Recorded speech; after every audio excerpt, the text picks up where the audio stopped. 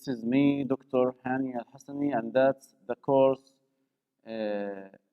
of Semantics for senior students.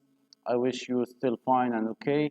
And also, you know, in Semantics, a lot of issues that related, as we mentioned before, to how to understand the meaning from the context or understand the sentence in existed context, and that needs your energy to follow all the line or being aligned with the analysis for each sentence and what's the benefit of the word in this sentence and the benefit of sentence for others and the impact of whatever words for others. And that's how we still live in pragmatics. In that side, we said we have to finish chapter 11 until we reach, and in the same time we still have two classes for discourse analysis. So the part we need to continue is about discourse analysis. When we cover discourse analysis, it means we finish the whole course. For sure, like I know the discourse analysis is quite hectic and it needs lots of energy from you to understand it. Like here, when we talk about conventional, it means what is the case, or what is exactly if we add to any sentence kind of words, and these words can or is it changing the structure, or is it changing the meaning, or it keeps the meaning as it is? And here we can recognize the first example. That example you could find in the first page of this chapter.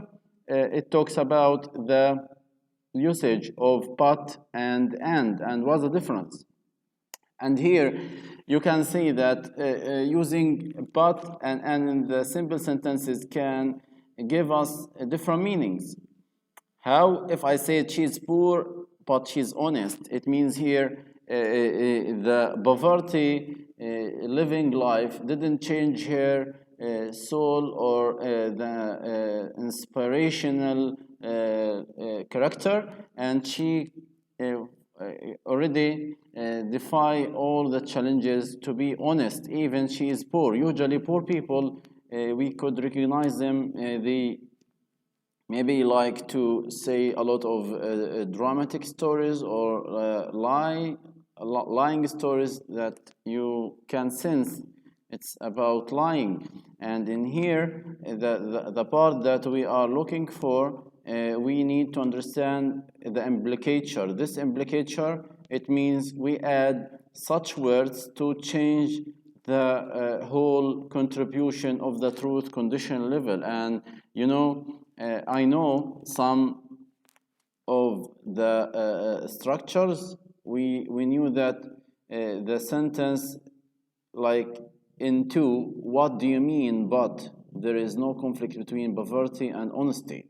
So you can see how people can argue about the poverty and honesty level. They say there is no conflict or there is no contrasting between both of them. Why? Because it looks like but here it used for or it's unconditional word that changed the whole understanding. So we used to hear she is poor and she is honest, it's fine, but she is honest, it means you are trying to emphasis on the doubt level of thinking. And here the truth conditional meaning is asserted that or asserted would be in equivalent to the meaning of the first sentence, and the use of conditional meaning seems to cover essentially the same range of phenomena as conventional implicature. And for sure you can see down distinguishing truth conditional vs use conditional meaning. So that's how the question looked like. What's the difference between truth conditional meaning and what's the difference between also the use conditional meaning? If we look here for diagnostic, we have kind of question or kind of sentences like this sentence.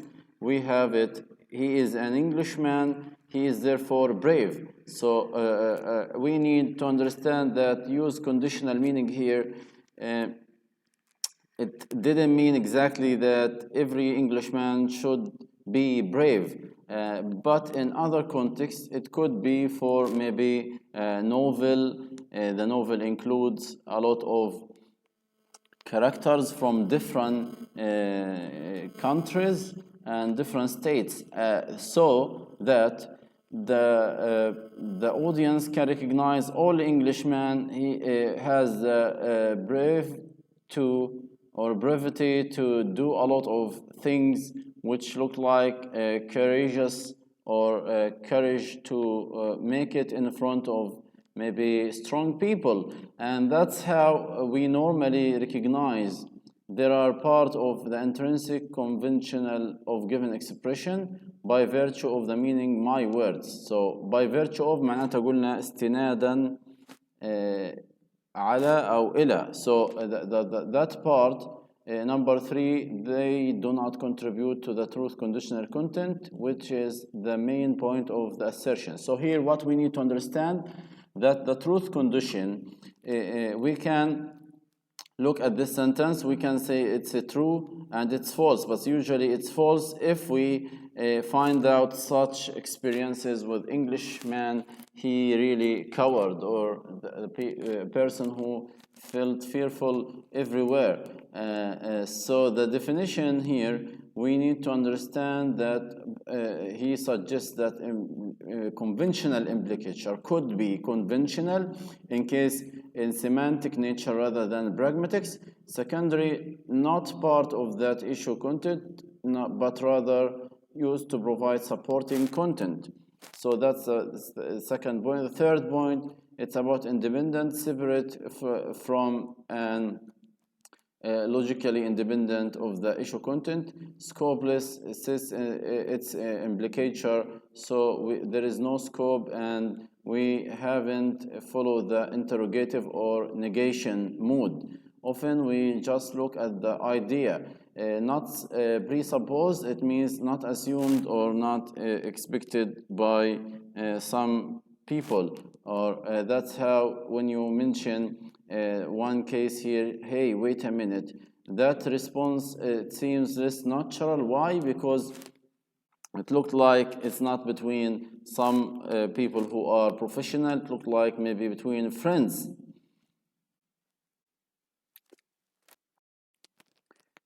Many of these properties are similar to the properties of expressive meaning that we listed in chapter 2. There is no accident since expressives provide a clear example of use conditional meaning.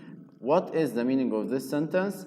Like let's say here, jerk, its example reflects to negative attitude. Jerk, it means maybe person who always spoil the party or spoil the things that we are prepared for.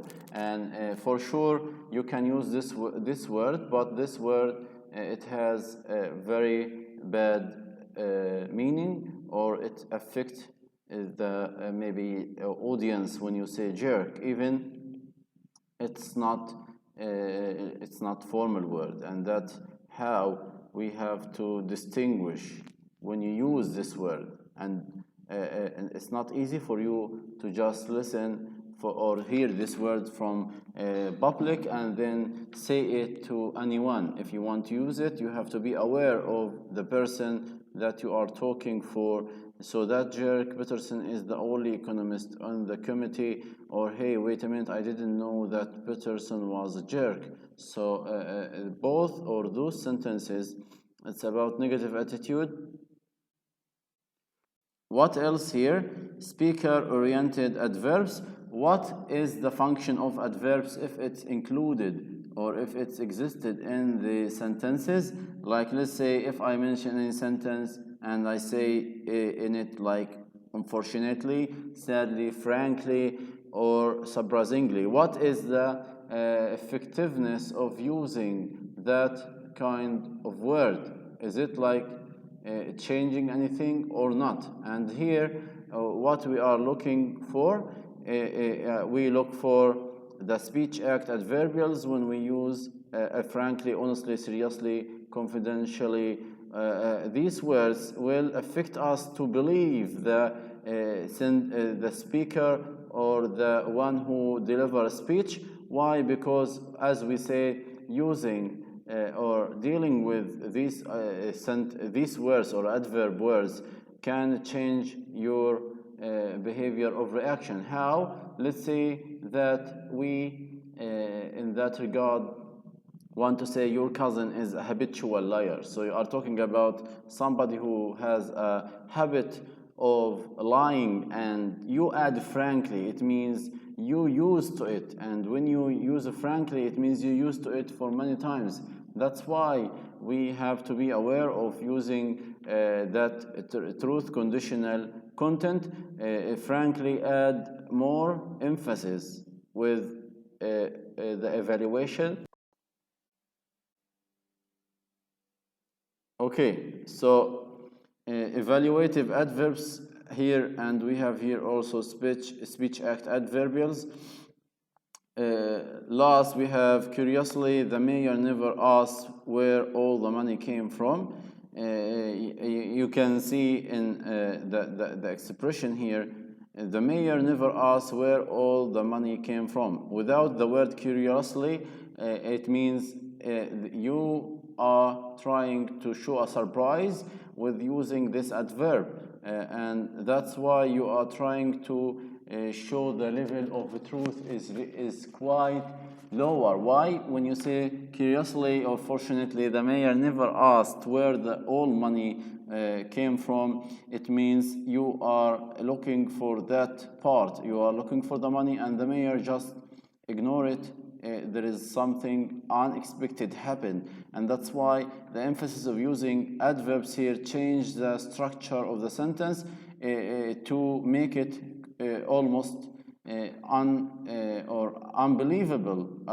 It's incredible for the mayor to forget asking about the money source or originality of the money, from where it comes, and that's how the sentence changed with adverb.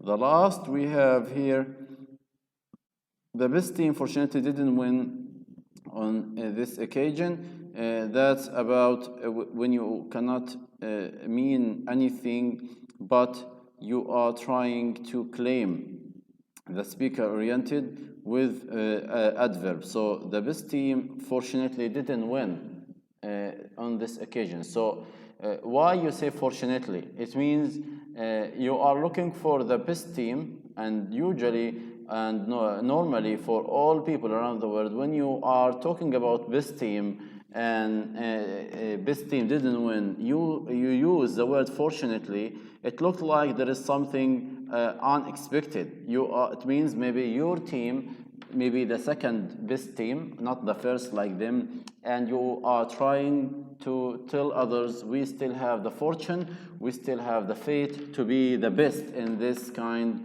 of competential or competency, the current competency that will be held.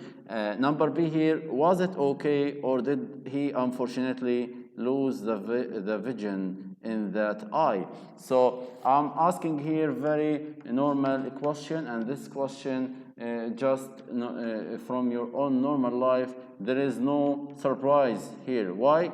Because did he unfortunately lose the vision? You have here emotion, or you have feelings towards him, as you didn't want him to lose his insight or the eye sense, and that's really will be very sad or bad for him. We have also to move to the next page to talk about such issues. As we say, we have here what? We have kind of words. The first that we are looking for, is he frankly combative enough, referring to the potential presidential candidate. Is he frankly? It means we are in the level of being doubt and being perplexed without any assertion or no confirmation about his level or his way for competition with the president or real president. So that's why when we use ly in or adverb structure, we can find out how the meaning will be little bit changed. We have here also different examples like 8, 9. If you read 9, frankly, John isn't the best qualified candidate for this job.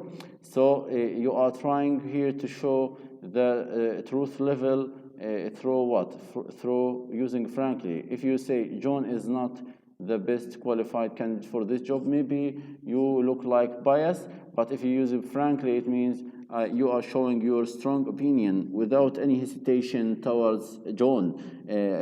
Number 10, Jones told the committee or frankly about his criminal record. That's not true. He told them, but he didn't speak frankly or confidentially. Number 11, John didn't confidentially inform the committee about his criminal record.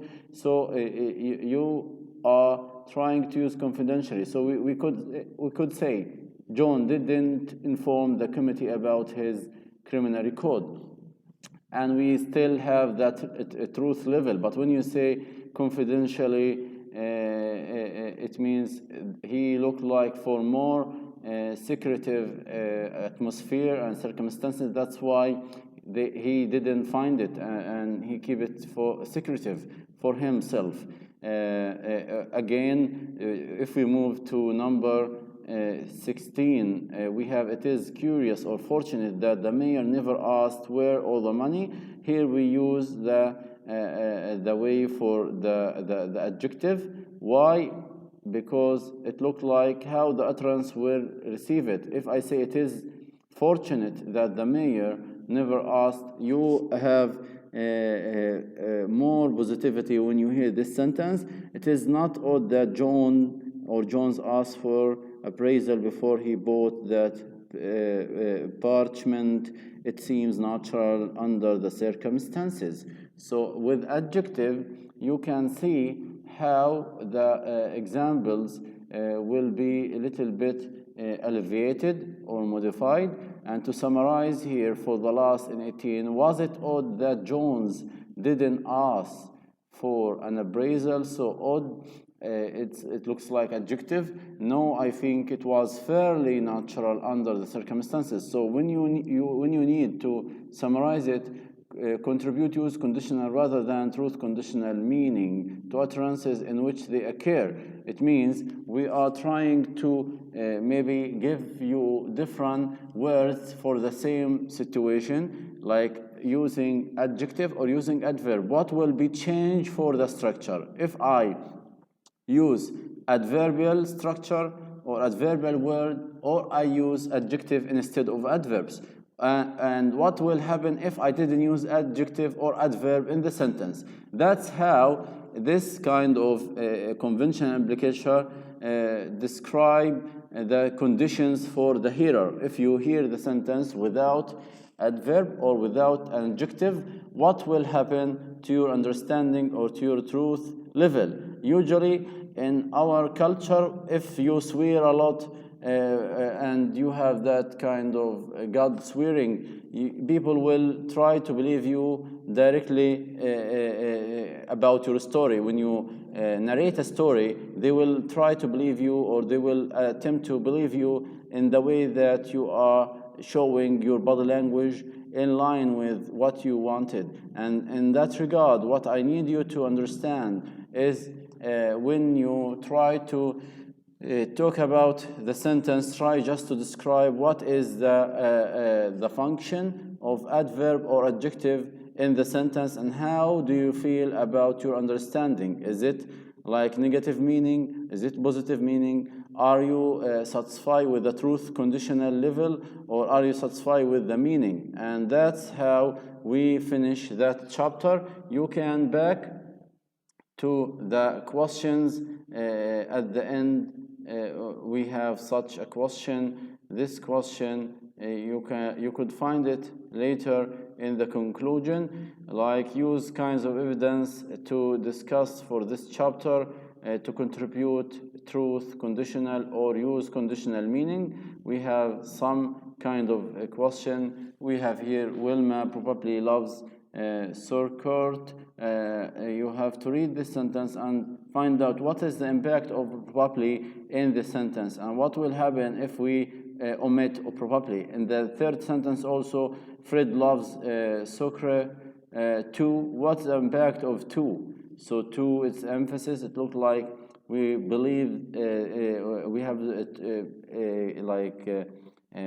confidentiality, and we believe in Fred. So try to understand these 4 or 5 questions and do the discussion on them, because already it's italicized. You could find out without any problem. Thank you very much for listening. I wish to see you, inshallah, next week for discourse analysis.